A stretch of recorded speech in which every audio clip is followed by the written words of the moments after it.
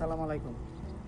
দেখেন, দক্ষিণ কোরিয়ার আজকে শনিবারের দিন দক্ষিণ কোরিয়ায় বুড়ো বয়সে 60-70 বছর বয়সে ওরা গল্ফ খেলা খেলে। সো আমাদের দেশের মানুষও দেখা গেল 60-70 বছর বয়সে বিছানায় পড়ে যায়। তো এরা মতো যদি আমাদের দেশের মানুষের কাজ কাম করতো বা খেলাধুলা করতো তাহলে সবসময় সুস্থ থাকতো, সুস্থ সবল থাকতো। আজকে আমরা দক্ষিণ কোরিয়ায় ছুটির দিনে এসেছি আমাদের কোম্পানির পাশে একটি ছোট্ট পার্কে। পার্কটা ছোট্ট হলেও এখানে কাজ বিশাল।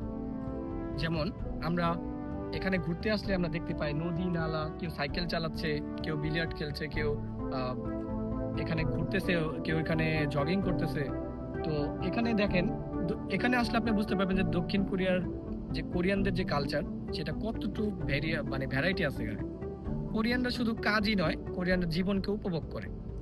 60-70-80 বছরের এই বয়স্ক বুড়োরাও দেখেন, আপনারা দূরে গেলে দেখতে পাবেন সেখানে খেলাধুলা করতেছে। সেখানে ওরা প্রতি সপ্তাহে শনি রবিবারে আসে বিলিয়ার্ড, এটা কি বলে, এটা কি জানি না।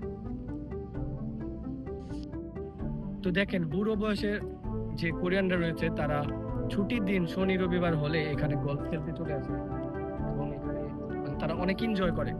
তো খেলাধুলার মাধ্যমে তারা নিজের জীবনে যে গতিশীলতা, যে যান্ত্রিকতা, সেটা কাটানোর জন্য তারা এখানে চলে আসে। তো আমাদের বাংলাদেশে কিন্তু এমনটা খুবই কম দেখা যায়। যারা 50-60-এর ঊর্ধ্বে তারা কিন্তু বাসা থেকে বেরই হয় না। তো এরা কিন্তু মুক্ত বাতাসে এখানে পার্কের মধ্যে খেলাধুলা তো একটা বাহানা, এখানে মুক্ত বাতাসে তারা এসে তার সে যে সতেজ অক্সিজেনটা আছে তারা এটা গ্রহণ করে। তারা জানে যে এখানে পার্কে আসলে তাদের শরীর ভালো থাকবে। তারা স্বাস্থ্য সচেতন, মানে প্রচুর স্বাস্থ্য সচেতন, খাবারের প্রতি বা স্বাস্থ্যের প্রতি তারা অনেক সচেতন, যার কারণে তারা কোরিয়াতে মৃত্যুর রেটও কিন্তু অনেক কম। তো আমরা আর কি বাঙালিরা এটাই শিখতে পারি যে জীবনকে উপভোগ করা উচিত, প্রতিটা যে বয়সী হোক, 70-80, এবং সবসময় বের হওয়া উচিত, এরকম সতেজ বাতাস নেওয়া উচিত। যদিও বাংলাদেশের স্পেশাল ঢাকাতে এমন বাতাস নেই বললেই চলে, কারণ প্রচুর জ্যাম, আর 10টা এলাকার মধ্যে খুঁজে আপনি একটা পার্ক পাবেন না। আর অন্যান্য গ্রামগঞ্জ যেগুলো, সেগুলোতে মোটামুটি আছে, কিন্তু তারপরেও এতটা সাজানো গুছানো না। এমন সাজানো গুছানো পার্ক শুধু কোরিয়াতে এরা লাখ লাখ কোটি কোটি টাকা খরচ করে এই পার্কগুলোর জন্য। আপনি একটা এলাকাতে 2-3টা পার্কও পেয়ে যাবেন।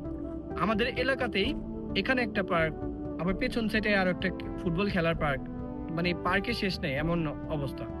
তো এটাই হচ্ছে দক্ষিণ কোরিয়া। আমরা দক্ষিণ কোরিয়ার ভিডিওগুলো দেওয়ার মেইন কারণ হচ্ছে আমরা যাতে এইখান থেকে, কোরিয়ার থেকে ভালো কিছু শিখতে পারি। তাই আমরা এই ভিডিওগুলো সবসময় ধারণ করি এবং আমরা বাংলাদেশের জন্য শুভকামনা জানাই আর কি। আল্লাহ হাফেজ।